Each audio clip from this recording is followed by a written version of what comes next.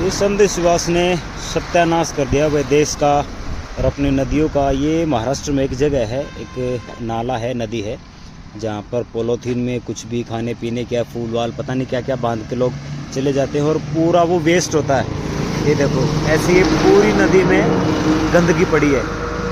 ये देखो कितनी बुरी तरह, ये देखो भाई, कृपया ऐसा न करें। ये देखो कितनी गंदगी फैल रही है और दूषित हो रही है अपनी नदियाँ।